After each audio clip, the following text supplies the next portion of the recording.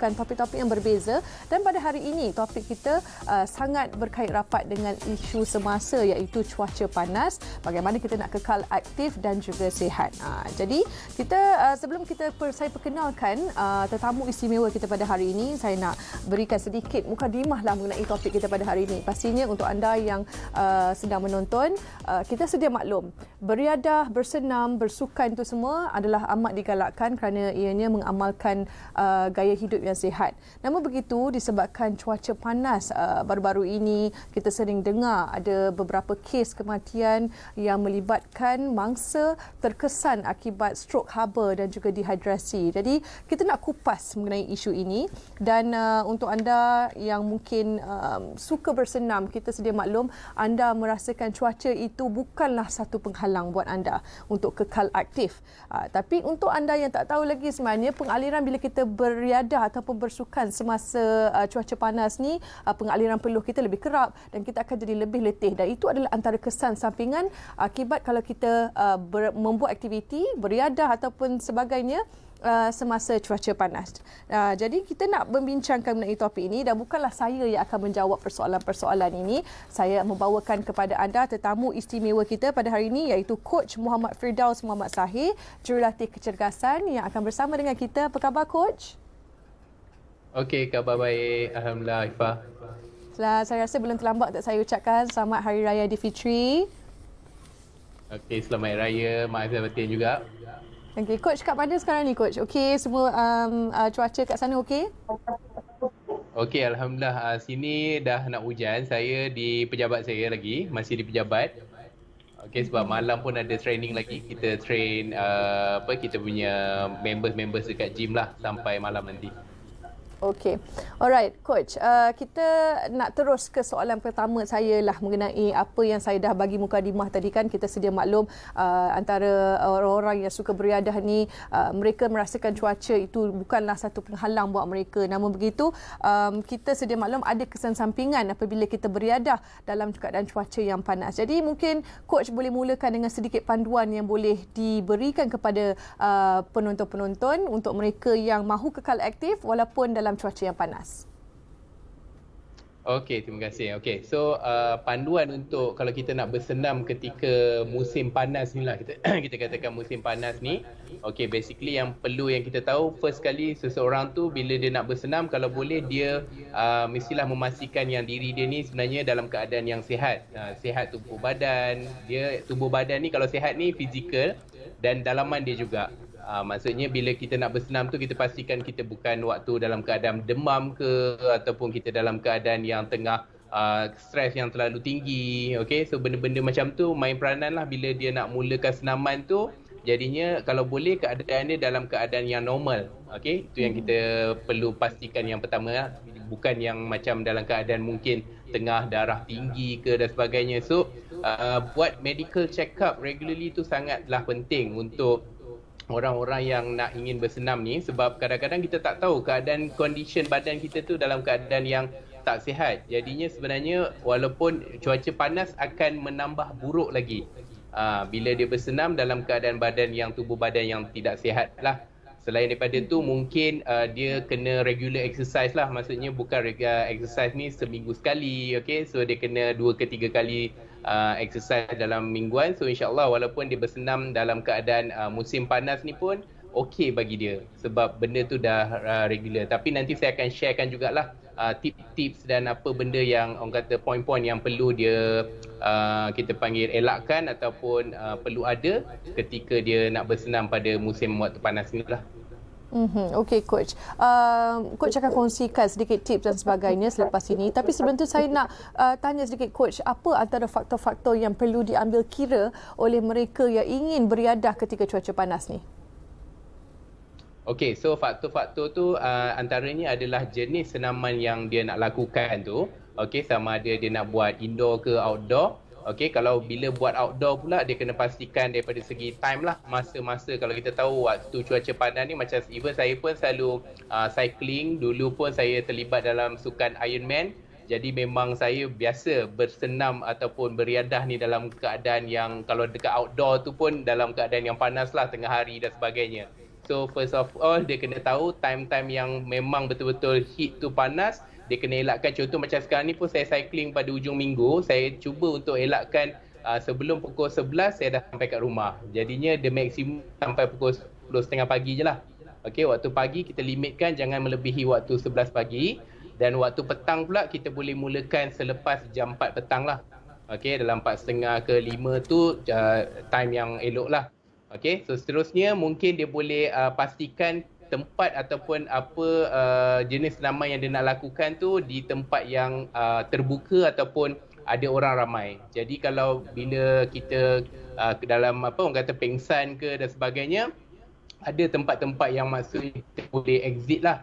Kita boleh dapat bantuan ataupun orang pun boleh nampak kita. Jadi persekitaran tu sangat penting, memilih persekitaran selamat untuk bersenam tu. Memilih persekitaran yang selamat itu adalah antara yang perlu diambil kira. Bagaimana pula dengan perkara yang perlu dilakukan oleh mereka yang ingin beriadah ini sebelum mereka mula beriadah tu, Coach?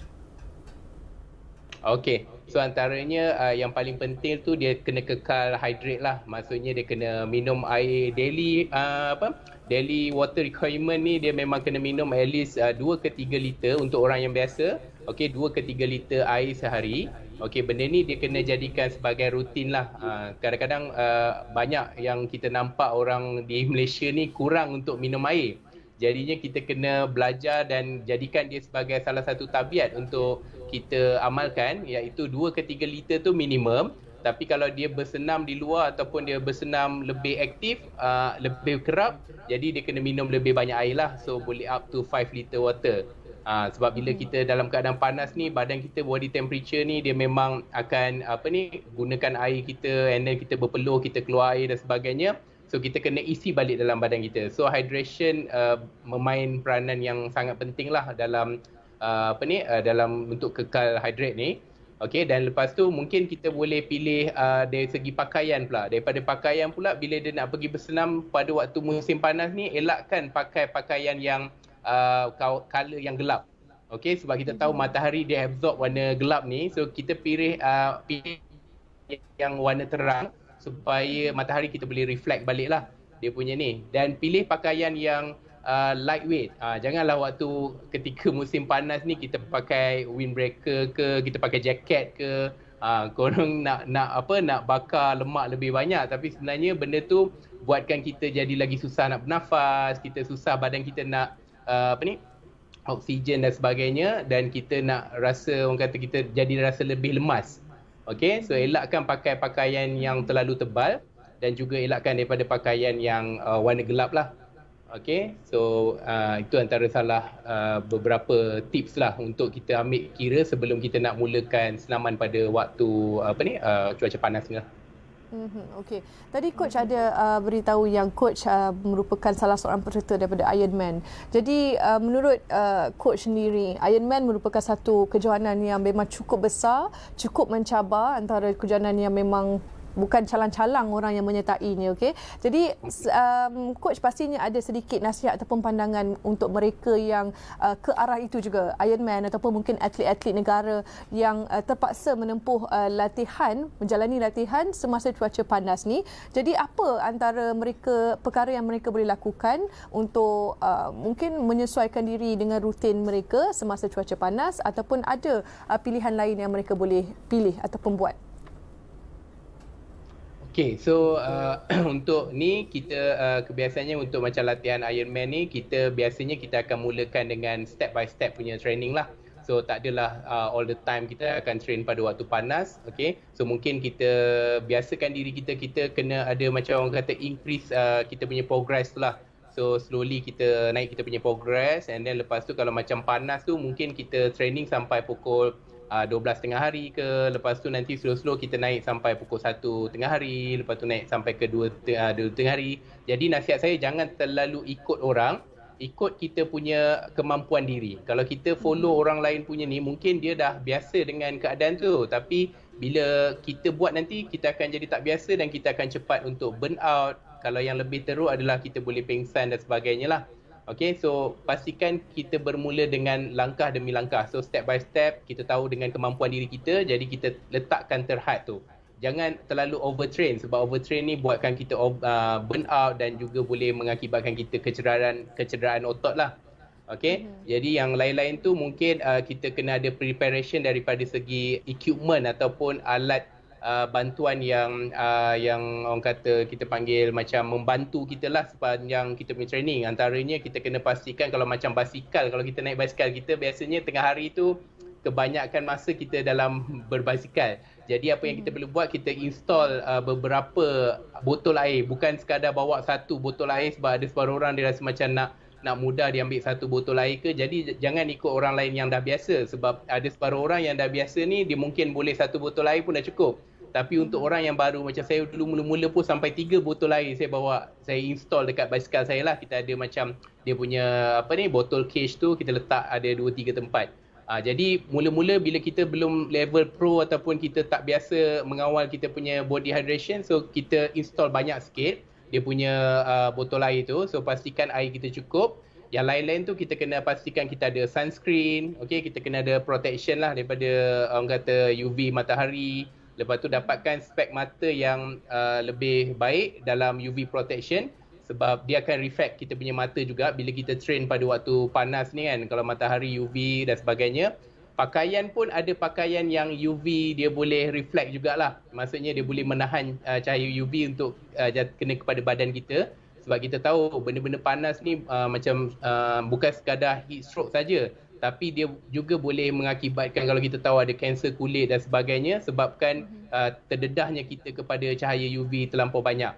Okay, so kita punya skin pun boleh kena kita panggil radang dan sebagainya lah. So jadinya ada beberapa perkara lah yang kita kena ambil berat. Antaranya macam tadilah kita pakai sunscreen. Lepas tu kalau kita dah keadaan yang terlalu macam orang kata rasa macam nak pingsan dan sebagainya, kita penat, mungkin kita boleh ada station-station yang mana kita basuh kepala kita.